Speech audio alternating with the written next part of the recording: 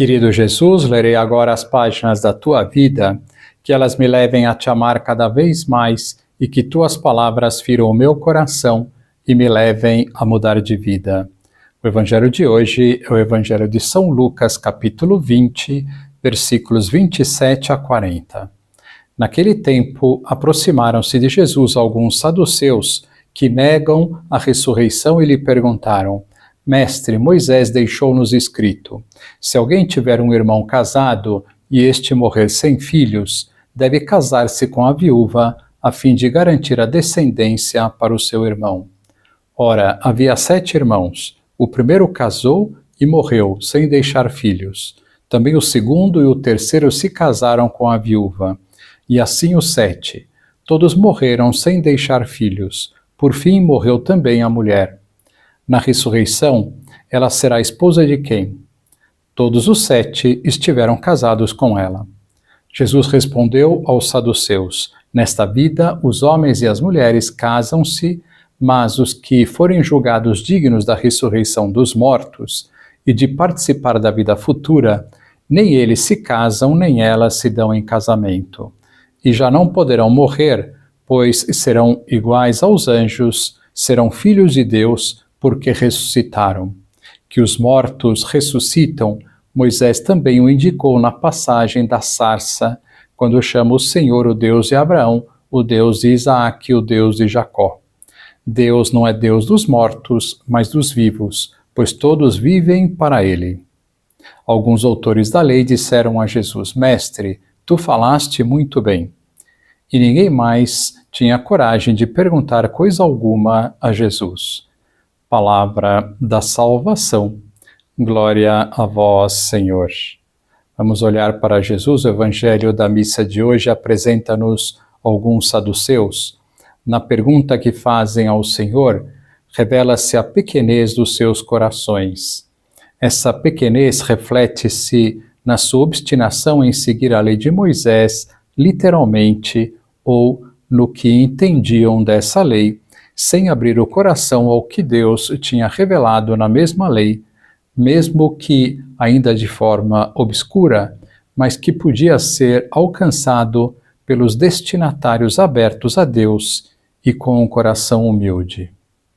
Para eles, a ressurreição era inconcebível, entre outras coisas, por causa do seu conceito de casamento. Mas o próprio Jesus diz-lhes que, embora eles não possam entender como as pessoas que se casaram aqui viverão na vida após a morte, a mesma lei lhes diz que Deus é um Deus dos vivos. Entre os vários ensinamentos que podemos tirar desta passagem, um deles é fundamental. Só quem tem boa disposição, quem está aberto, quem pede com humildade, quem aceita Cristo, quem o ama, pode penetrar no conhecimento do mistério de Deus. O mistério de Deus ultrapassa o nosso entendimento, mas é certamente uma parede intransponível para quem não se quer abrir a compreender o que está acima dele. Quem coloca Deus e as realidades divinas dentro do círculo que a razão humana pode abarcar, acreditando que vive na realidade, vive fora dela. Só podemos aproximar-nos de Deus com o coração humilde e aberto. Continuando a nossa série sobre a Bíblia, na semana passada falamos sobre os 3 patriarcas, Abraão, Isaac e Jacó. A história da salvação continua com a história de José, que é um dos filhos de Jacó. Jacó tinha uma predileção especial por José e não escondia esta preferência. Isto fez com que os seus irmãos passassem a ter muita inveja dele, que foi crescendo ao ponto de quererem matá-lo. Vejamos esta história neste belíssimo vídeo que segue. Vocês podem encontrá-lo no canal do YouTube Desenhando a Bíblia. José foi o filho mais velho de Jacó com Raquel, a sua amada esposa, mas também foi o 10º filho do patriarca. O nome José vem do hebraico e significa que ele acrescente, ou possa ele acrescentar. Tal significado fica esclarecido em Gênesis 30, 24. Popularmente, José, filho de Jacó, ficou conhecido como José do Egito, por conta do modo com que Deus o exaltou entre os egípcios. José nasceu em Padã-Arã, 6 anos antes de Jacó retornar a Canaã. O período histórico mais provável em que José viveu talvez seja entre 1720 a 1570 a.C. A Bíblia é clara quando nos diz que José era o filho preferido de Jacó. Seu pai até lhe fez uma túnica diferente das comuns da época. A túnica de José era colorida, mais semelhante às túnicas da realeza. Com certeza, todo esse amor de Jacó por José despertava ciúmes e inveja em seus irmãos. E para piorar a situação, José teve 2 sonhos em que a sua família se curvava diante dele e, ao invés de guardar em seu coração, revelou o sonho a seus irmãos e pai. Obviamente, seus irmãos ficaram com mais raiva ainda. Por causa dessa raiva toda, seus irmãos planejaram matá-lo, mas Rúben, o irmão mais velho de todos, na tentativa de defendê-lo, sugere apenas que o joguem em um poço vazio. Todos concordaram, mas Judá ainda teve a ideia de vender José para uma comitiva de ismaelitas que estava indo para o Egito. Então o venderam como escravo. Quando a caravana chegou ao Egito, José foi vendido pelos midianitas a Potifar, que era oficial de Faraó. Deus abençoou José naquele lugar, até que foi colocado como supervisor da casa de Potifar. Logo, a esposa daquele oficial começou a cobiçar José e a tentá-lo todos os dias, e José evitava até mesmo ficar perto dela a todo custo. Em uma última tentativa de sedução e fracassada, a mulher de Potifar conseguiu ficar com a roupa de José em suas mãos quando ele saiu correndo para fugir dela. Infelizmente, aquela mulher sem caráter acusa José de tentar forçá-la a ter relações com ele. Obviamente, o marido acredita em sua mulher e manda José para a prisão. Mesmo preso, Deus abençoava José, e ali se tornou destaque entre os prisioneiros. Certa noite, tanto o padeiro e o copeiro de Faraó que estavam presos sonharam. Os sonhos na cultura oriental da época eram considerados presságios e encarados com muita seriedade e importância na vida das pessoas. José interpretou os 2 sonhos. O do copeiro significava que dentro de 3 dias ele sairia da prisão e teria seu posto restituído. E o do padeiro significava que dentro de 3 dias ele iria morrer. José pediu para o copeiro lembrar dele quando estivesse com Faraó, para que ele também pudesse ser liberto da prisão.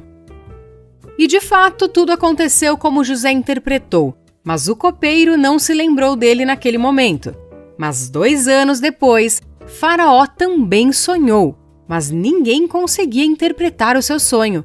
Faraó já estava angustiado, e foi aí que o copeiro lembrou de José e Faraó mandou chamá-lo.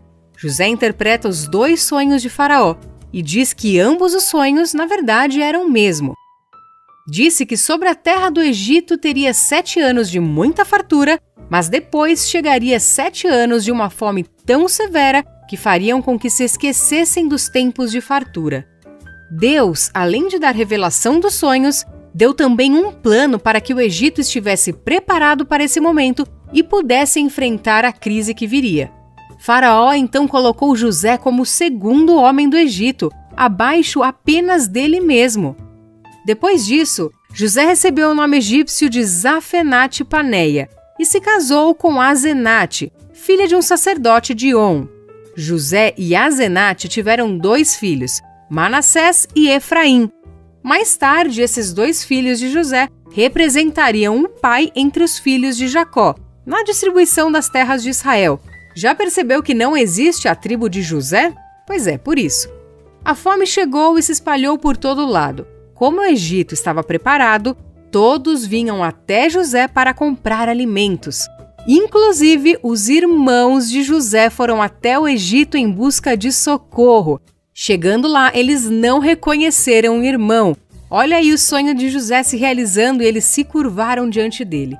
Mais tarde, porém, após alguns testes da parte de José, o governador do Egito revelou a sua verdadeira identidade aos seus irmãos.